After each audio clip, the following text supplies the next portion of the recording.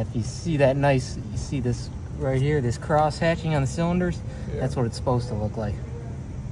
You don't want to see like any big gouges or anything. Right. So that comes in pretty handy for stuff like this tool, huh? Yeah, it's a nice peace of mind when you're What if you didn't have this tool? What would you have to do to check that? Take everything apart?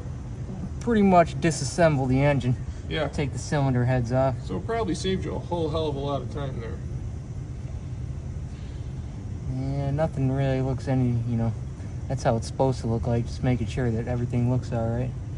It seems like there's a little bit of rust on top of that piston. Yeah, that's what I noticed. Why would there be rust on it? I don't know, I'm going to pull out the next plug, see what...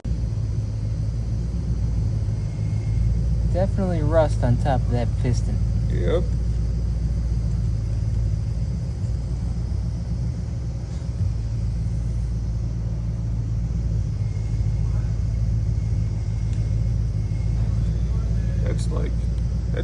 That's like a lot of rust here too, right? That ain't...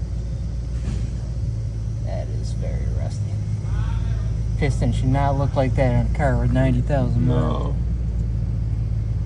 Almost like there's moisture getting in there somehow, huh? Yeah, I think what ended up happening is the spark plug wasn't tight enough, Yeah. and that crush washer didn't get crushed down enough. Yeah. What's all this over here? What's all that?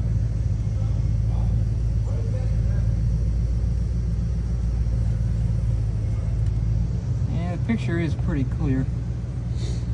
Yeah, once you got to keep the lens clean, guy. We figured that out. Like we were like, it's a little blurry, the picture. Then we cleaned up the lens and it cleared it up pretty good. You got to remember, guys, this is only $80. I mean, I think Milwaukee's version is north of 500. You know, you got to give and take a little bit. Yeah, the cylinder walls look good. Just got a little bit of rust on top of this piston.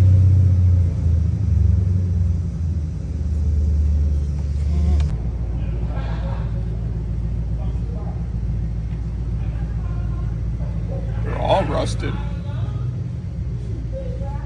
You know what that is? That's carbon on top of the piston. Yeah. And you get carbon on top of the piston when you don't run the car hard enough. Yeah. It's not getting hot enough to burn all that off. Or you don't put some type of cleaner in there to clean it off. You know, like that BG shit that we use. Yeah, newer cars like to be run hard and hot. That's why you see the older cars, they usually run like around 180, 190 degrees. But these newer cars running like 200, 210 degrees. Yep, the cylinder walls look good there.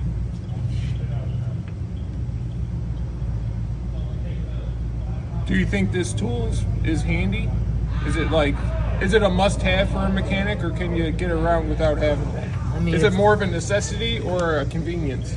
I mean, I would say it's a must-have if you're trying to diagnose engine work, Yeah. trying to diagnose things like that, misfires, it'll give you a better peace of mind. Yeah. When you're diagnosing something.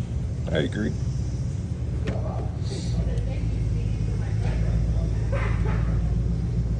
gonna fucking look up. What's nice about this too is you can take screenshots of pictures, and then you can go back and look at the pictures. Yeah. So I can See, take I a just picture with this button, and also if you're getting a little bit of glare, you can turn on and off this light. Yeah. Yeah, it's definitely a pretty handy tool. For $85, I mean. For $85, you can't go wrong. Yeah. You literally can't go wrong. Especially since I'm sure some of these competitor tools are around $200 to $300. I think Milwaukee's is north of $400. You might get a little bit better resolution on the screen. You do. I mean, that does help in some situations.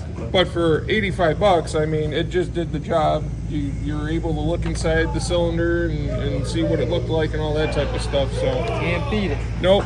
We definitely give it a thumbs up.